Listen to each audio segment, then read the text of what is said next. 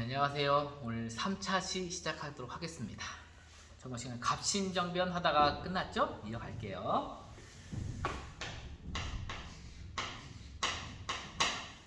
갑신정변, 갑신정변.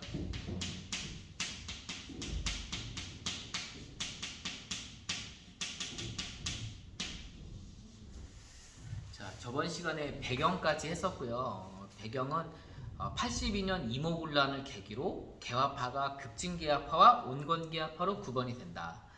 그 둘 사이에서 나름 갈등이 좀 존재하고 있었는데 84년쯤 다가오게 되면서 급진개화파의 입지도 약해지고 또 친청 세력이 개입하는 모습을 보고 불만이 가득해진 급진개화파가 뭔가 거사를 도모하려고 한다.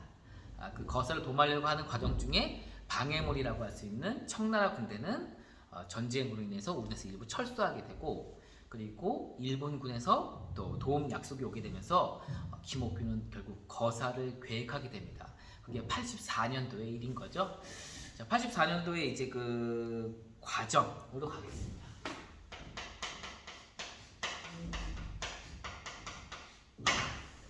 갑신정변이 수능에 나오면 늘 답이 되는 조항이 있는데 바로 우정총국이라는 겁니다.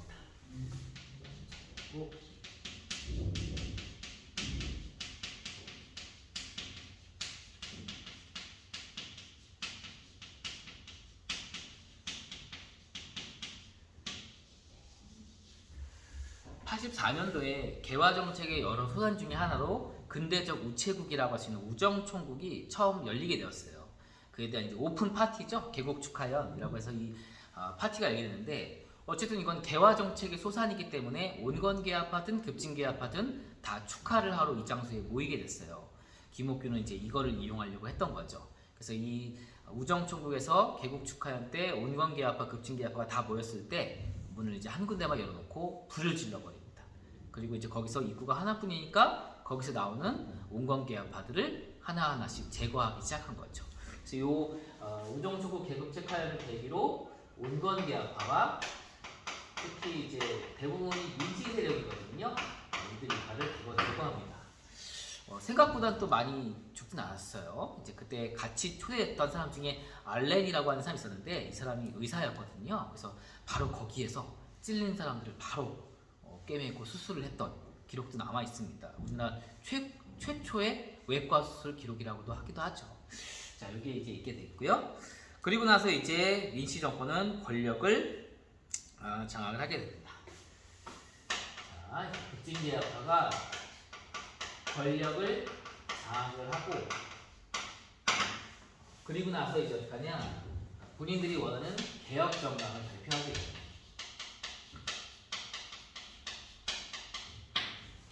여기에서의 이제 모델은 당연한 얘기겠지만 일본의 메이지 유신을 모델로 해가지고 여러 개혁안을 제시해요. 그래서 일단 아무래도 일본 쪽을 따르다 보니까 청의 간섭을 배제하자, 그 다음에 뭐 인민평등권을 좀 확보하자, 이런 여러 개혁 정강을 발표하고 이거를 이제 단행하려고 시행을 하게 돼요. 그 개혁 내용 자체는 확실히 근대적인, 그러니까 중세 봉건제적인 어떤 그런 요소를 완전 탈피해서 새로운 시대로 나아가고자 하는 그런 여러 요소들을 담고 있다는 점에서 상당히 높게 평가받기는 해요. 그래서 이런 개혁 정강을 시행했는데, 여기서 역시 이제 피신해 있던 명성황후의 그 요청을 받은 청나라 군대가 개입을 하게 됩니다. 청군이 개입을 하게 돼요. 이 청군이 개입을 하게 되면서 기존 온건개화파를 급진개화파를 후원하고 있던 일본군과 교전을 하게 되고, 여기서 청군이 일본군을 물리치게 됩니다. 일본군이 이제 물리치고 일본이 철수를 하니까 일본군을 뒤에 배경으로 정변을 일으켰던 급진개화파는 더 이상 존재할 수가 없었던 거죠. 그래서 김옥균은 일본으로 망명하고 서재필은 미국으로 가고, 김옥균 같은 경우는 일본을 망명했다가 고종이 보낸 자객에 의해서 암살당한 그런 결과를 보이기도 해요. 그래서 이제 결국 개혁은 실패하게 돼요. 그래서 이 우정총국에서 처음 거사를 일으켜서 권력을 잡고 개혁정강을 발표하고 청군에서 쫓겨날 때까지 어떻게 보면 참 길어 보이는데 정확히 이 과정이 3일이었습니다. 그래서 이것을 삼일천하라고도 부르기도 해요. 이게 갑신정변의 대충 과정이다라고 보시면 돼요. 결국 이 사건도 실패했다라는 것이 결론이죠.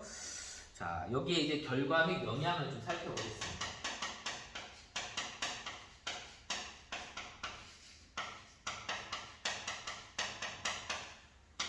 자, 사건의 성격은 판이하게 다르나 이모군란과 갑신정변이 공통점이 하나 있어요. 바로 그 두 사건 모두 다 청나라 군대, 청의 개입으로 해결됐다는 점입니다.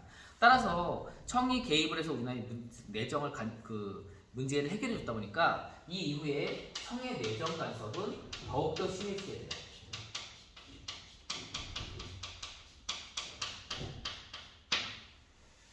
자, 이렇게 되고요. 그 다음에 그 두 번째 결과는 뭐냐면 역시 여기서도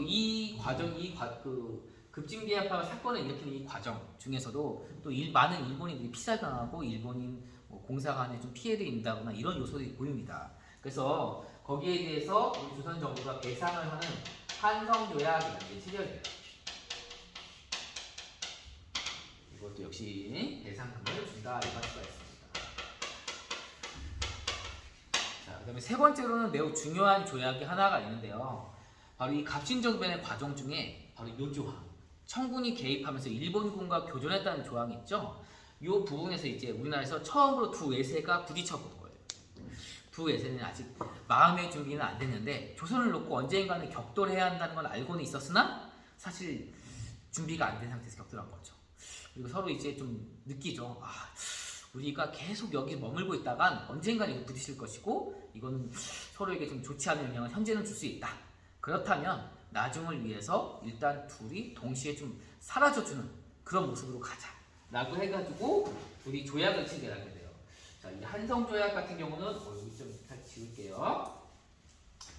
조선과 일본이 맺은 조약으로서 조선이 일본한테 배상금을 주는 조항이라고 한다면 조약 중에 텐진조약이라는 게 있는데 텐진조약,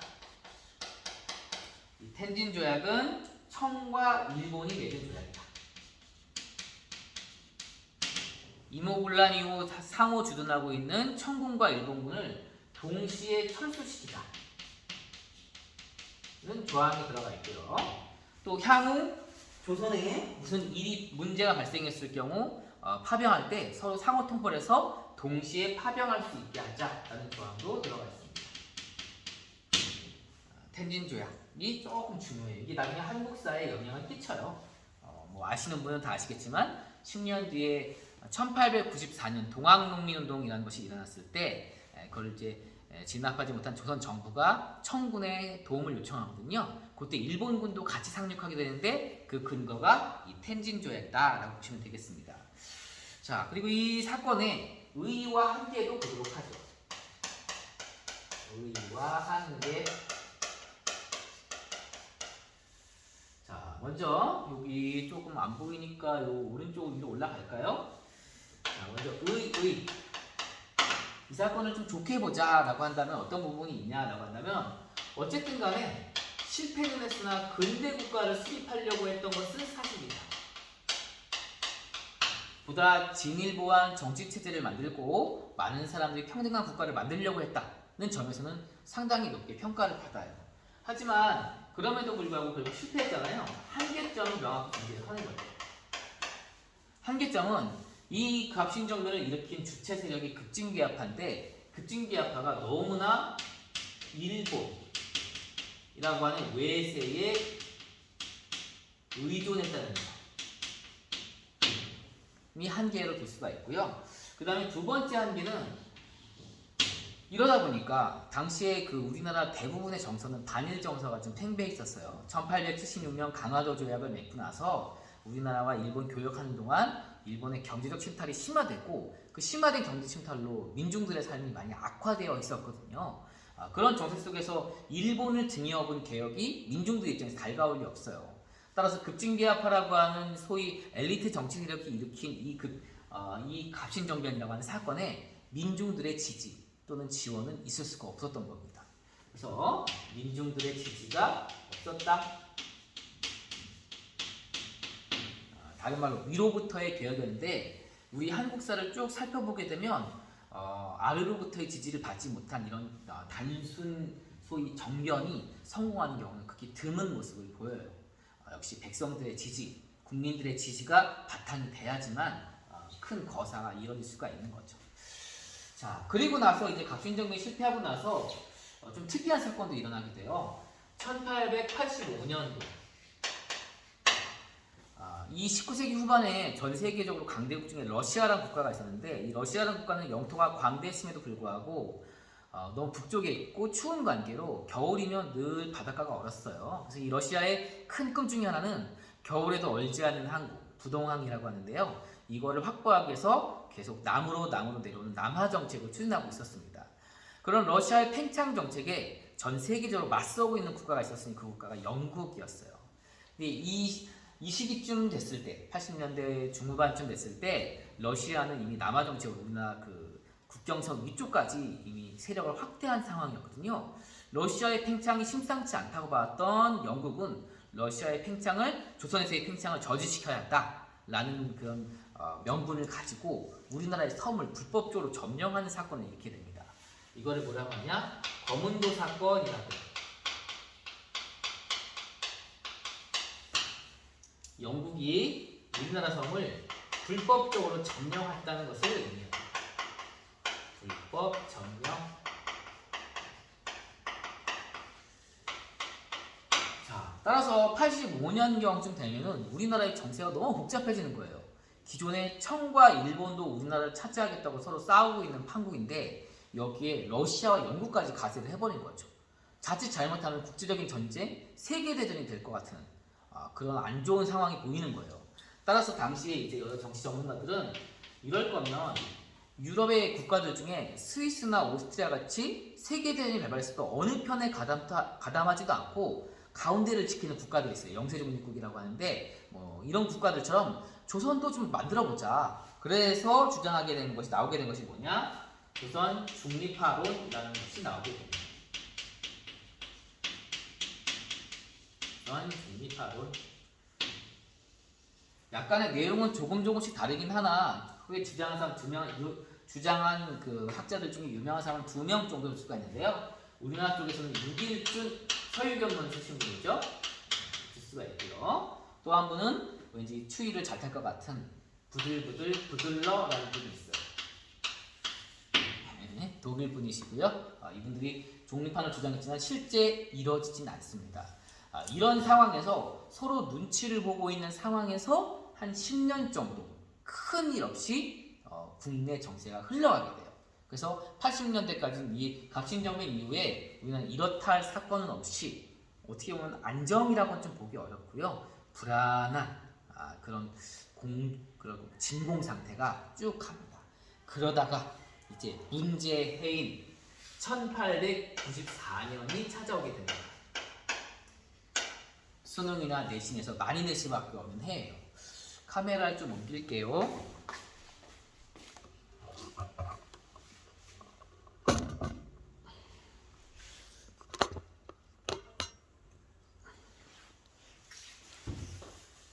자, 됐겠죠? 네. 그리고 이제 수능 특강으로는 여기 이제 줄 치시는 분들에서 봤으면 6강이라고 해야 되나요? 62쪽. 이제 주제 6으로 넘어갔습니다. 94년도를 살펴볼게요. 자, 괜찮겠죠? 자, 이 94년도에 너무너무 중요한 사건이 퍼집니다. 그게 사실 중요한 사건이 한 2개가 있어요. 그 중에 이제 가장 또 중요하다고 했던 게 동학농민운동입니다.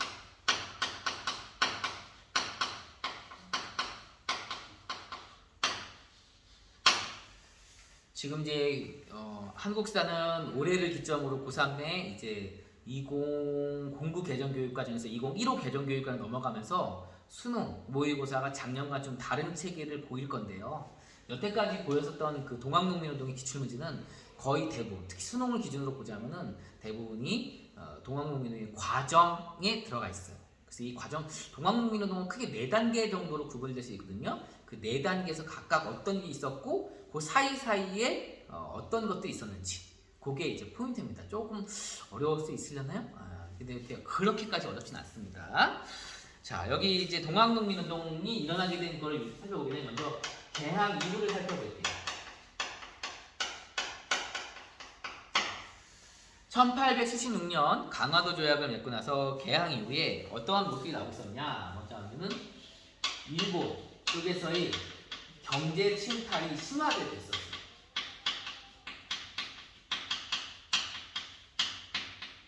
그럴 수밖에 없는 게 강화도 조약, 정식 명칭은 조일수호 조규라고 했죠. 조일수호 조규, 또 그에 따른 부속 조약인 조일수호 조규 부록, 조일무역 규칙 이런 것들의 내용들이 다 일본에게 철저히 유리하게 짜져 있는 불평등 조약이었기 때문에 우리에게는 이런 경제 침탈의 모습이 더 심화될 수밖에 없는 구조적인 조건을 가지고 있었고요.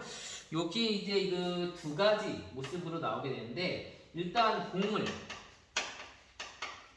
쌀이죠. 우리 조선인들이 먹을 곡물들이 대량으로 유출이 되기 시작합니다. 일본으로. 그러면서 곡물가죠. 고가가 폭등을 하게 돼요. 조선인들이 먹어야 할 곡식의 가격이 폭등한다는 얘기는 사람들의 삶이 그만큼 팍팍해지고 어려워진다는 걸 얘기하죠. 또 조선인 농민들은요, 농사를 지을 때는 농사를 1년 내내 다 짓는 건 아니거든요. 날씨가 따뜻한 시기에 농사를 짓고 농한기라고 하죠. 농사를 안 짓는 시기에는 부업을 단행을 합니다. 그게 뭐냐면 이제 집에서 물건을 만들어 찍어내는 가내수공업이에요. 그래서 이 당시 조선 농민들이 가내수공업으로 주로 하는 게 뭐였냐면 옷을 지어 짜는 거였습니다. 그런데 이 옷을 지어 짜고 있었는데 일본이 메이주시를 단행하면서 산업상의 변화의 모델로 삼은 나라가 영국이에요. 영국이 주로 이런 산업혁명을 시작할 때 주되게 했던 산업들이 면직 산업입니다. 그러니까 일본도 그런 옷 만드는 산업에 주력을 많이 했어요. 그래서 일본의 수출품이 대부분 그런 면직물, 공장에서 기계로 찍어낸 옷들인 거예요. 그러다 보니까 우리 농민들이 겨울철에 이렇게 손으로 만들어낸 옷과 일본이 공장으로 찍어낸 옷은 좀 품질 차이가 있거든요. 우리나라의 가내수공업이 몰락하게 되는 계기를 만듭니다. 자, 그래서 이 면직물이 수입하게 되고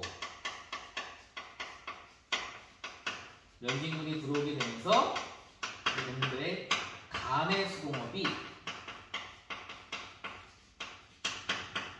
몰락하는 모습을 보입니다.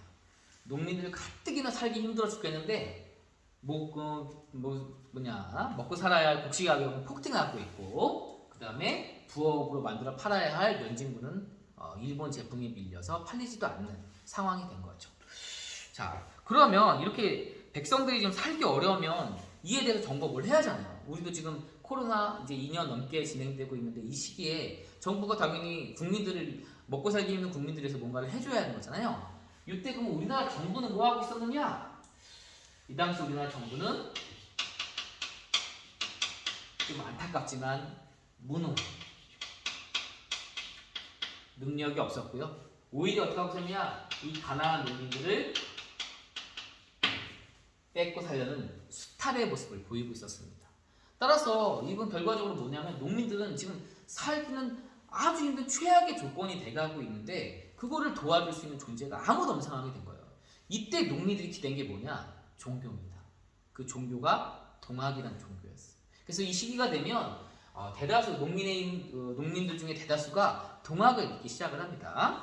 자, 근데 그 동학이라고 하는 종교가 1860년도에 창시가 되는데 이 동학을 만든 최재우라는 사람이 있는데 이 최재우가 조선시대의 혹세 농민, 세상을 혹하게 하고 백성들이 거짓말한다 라는 이유로 처형을 당했어요. 그러니까 그 이유를 종합해보자면 결국 사이비 교주다 이렇게 결론을 내버린 거예요. 조선 정부에서.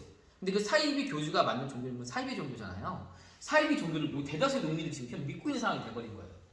따라서 이 농민들 입장에서는 지금 자신들이 믿고 있는 종교가 사이비 종교가 아니고 합법적인 종교다, 제대로 된 종교다 라부터 이 종교운동을 시작할 필요가 있는 거죠. 그래서 이 두 번째 개항 이후에 이렇게 되고, 그리고 나서 이제 어떻게 하냐면 두 번째로 가서 이런 상황에서 동학이 전파되고 그 다음 단계로 쓰는 게 교조 신원 운동이라는 거예요. 교조, 종교를 만든 사람은 교조라 그래요. 이 교조한테 원통함을 해결해 달라. 자기네들 교조는 결코 사이비 교주가 아니다라는 거죠. 그래서 여기서 이제 진행했던 것이 종교를 만든 최재우의 신원, 즉 억울함 해소와 그에 따른 동학을 합법화해달라. 이런 요구 시위가 1892년, 93년경 요 즈음 해가지고 집중적으로 열리게 돼요. 그 열리게 된 집회 중에 조금 유명한 집회가 삼례 집회, 보은 집회 이렇게 있습니다.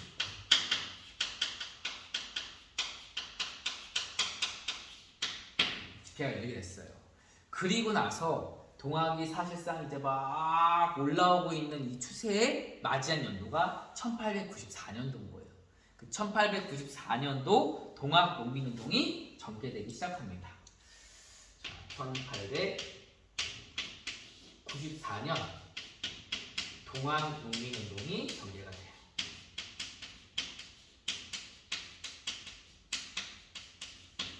자, 이 옆으로 가서 할까요? 네. 이 동학 농민운동이 94년도에 일어난 과정은 크게 4단계로 볼 수가 있습니다.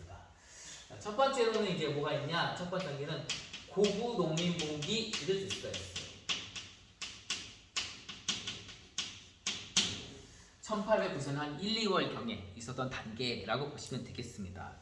이때는 이제 그 등장하는 인물 중에 누가 있냐면 고부군수 조병갑이라고 하는 사람이 있어요. 사람이 아니에요. 탐과 놀이, 꾀꾀기. 아주 수탈과 이걸 많이 하는 사람들이고 수업을 찍고 있는데 그래서 이 조병갑이라고 하는 사람이 주축이 돼가지고 어떻게 하게 되냐? 만석보라고 하는 저수지를 쌌습니다.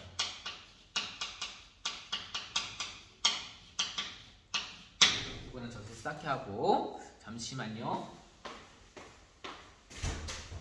아니 소리 좀 들어가서 가져가. 죄송해요. 아니 내가 미안하네. 내가 찍겠는데. 죄송해요. 하나씩. 여기 쓰랬어. 그거면 돼? 적으랬어. 가져가고 있어. 하나씩 가져가는 거 아니야? 여기 두개 들어있네. 한 세트. 어디에 적으라고? 모르겠어. 어디서 적는 거지? 내가 김민기 쌤 전해줄게. 너희 거기 올라있는 거. 이거 터트려 올라가요?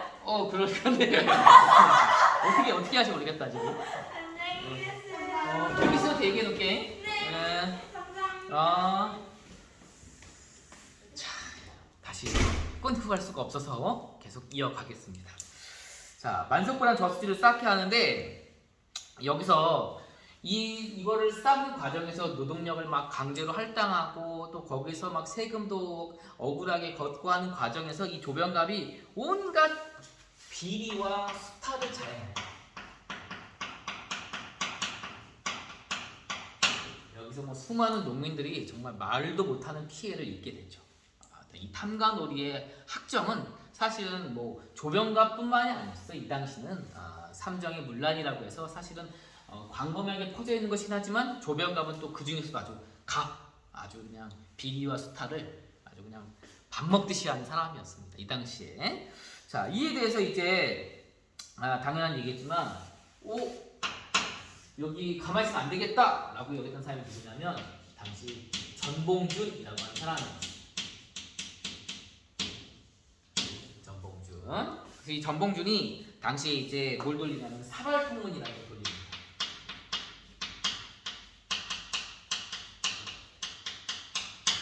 일종의 이제 조병갑이라고 하는 학정의 군수를 쫓아내자 하는 건데 어쨌든 간에 군수는 수령인데 수령은 국왕이 파견한 사람이에요. 국왕이 파견한 사람을 일개 백성들이 내쫓는 것 자체가 일종의 반역이거든요. 그래서 이런 과정에서는 경문이나 통문, 나랑 일을 같이 하자라고 하는 편지를 보내게 되는데 되게 옛날 그 동학농민운동 이전에는 대표자의 이름을 매니에 쓰고 막 그렇게 내용을 썼어요. 그래서 사건이 일어나면 매니의 주모자가 막 처형되고 이랬거든요. 동학은 그렇게 하지 않고 밥사발을 이렇게 엎어놔가지고 이렇게 동그랗게 그림을 그려서 여기에 윤승로 누구 이런 식으로 이름을 쓰는 거예요. 그래서 이런 식으로 딱 해서 여러 사람이 동등하게 경문에 참여해가지고 누가 대표자인지 알 수 없게 하는 걸 사발통문이라 그래요. 동학에서의 가장 대표적인 형태죠. 요걸 해가지고 이제 봉기를 하게 됩니다. 자, 그래서 이렇게 되면서 이제 어떻게 하냐? 사발통문이 돌아가면서 관할을 습격하고 조병갑을 내줬죠. 그리고 만석고를 파괴하고 관할 습격하고 만석고를 파괴를 하게 된다. 자, 그리고 여기서 이제 모든 일을 다 했다고 판단한 전봉주는 이 이후에 잦은 해산을 합니다. 간단하죠? 따라서 94년도 1월달에 있었던 고부농민봉기에서의 가장 중요한 키워드는 조병갑, 그 다음에 사발통문 이런 게 돼요. 크게 볼 수는 없습니다. 근데 어쨌든 간에 아까도 말씀드렸다시피 수령을 내쫓은 거잖아요. 이게 백성들이 물론 잘못된 수령이긴 하지만 백성들이 내쫓잖아요. 그러면 이에 대해서 나라 입장에서는 파악해 볼 필요가 있는 거예요. 그래서 이 어떤 일이 발생했을 때 조사하는 관리로 내려온 사람, 그 조사 관리를 안핵사라고 하는데 안핵사 이용태라고 하는 사람이 내려오는데 이 이용태라는 사람이 조사를 공정하게 하질 않나요? 공정하게 하지 않고 이걸 보면 분명히 조병갑이 잘못한 것이기 때문에 조병갑에게 죄를 물어야 함에도 불구하고 이 죄는 존봉준과 동학농민들 쪽에서 훨씬 죄가 많다라는 잘못된 판결을 내립니다.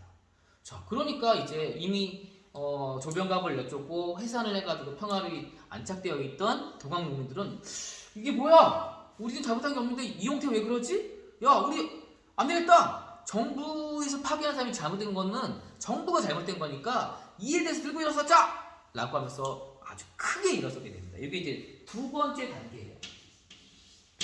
이게 이제 단계로는 제 1차 봉기가 되겠습니다.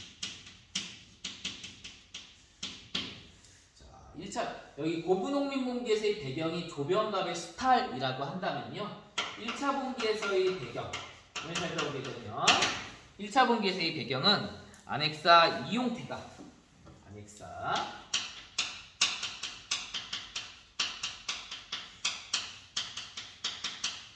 이용태가 오히려 피해를 입었던 농민들을 탄압을 하고 가해를 가하면서 야, 이거는 지금 조병갑 하나가 잘못된 게 아니라 정부 전체가 잘못했다는 인식을 농민들이 갖게 되는 계기를 마련하게 돼요. 그러면서 이 정부 얘네들이 중심으로 해서 그렇다면 우리 들고 일어서자. 무장이라는 데서 공기를 합니다. 무장 공기. 무기를 들고 일어서는 게 아니라 무장이 지명이에요. 무장이라는 데서 공기를 하게 되고 그리고 백산이라는 곳으로 가서 조금 어려운 말들이 하는데요.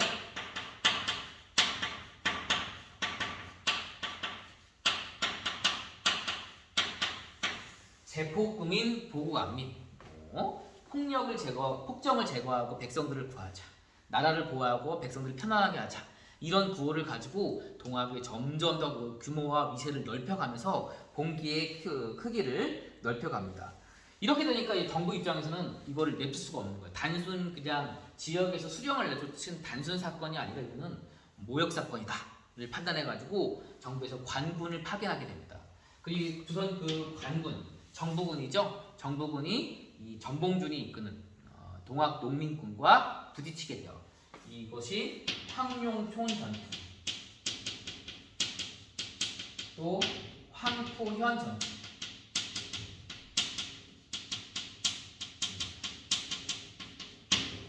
이 두 전투이고 이 두 전투에서 동학농민군이 승리를 하게 돼요. 그리고 이 기세를 몰아서 어디까지 점령해버리냐? 전주성까지 점령을 해버립니다.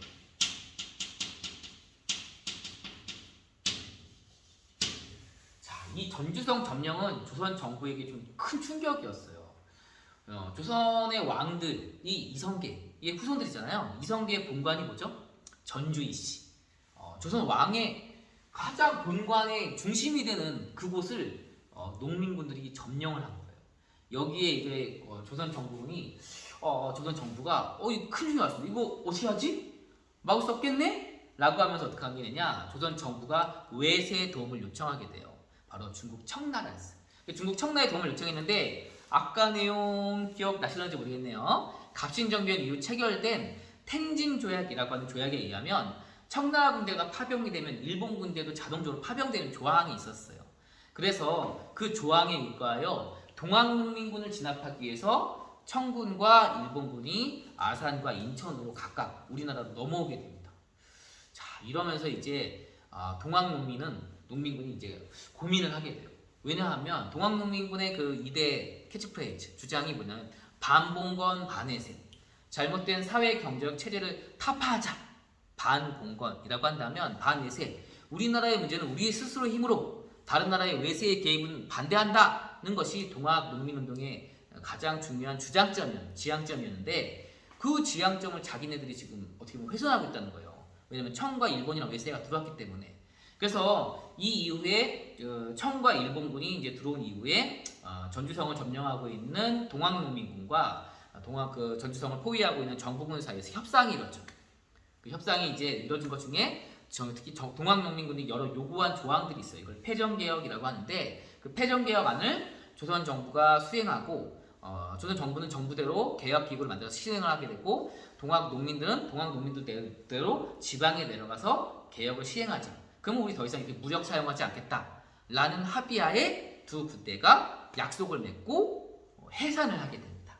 이게 이제 세 번째 단계예요. 자, 이 세 번째 단계를 뭐라고 하냐? 전주화약이라고 합니다.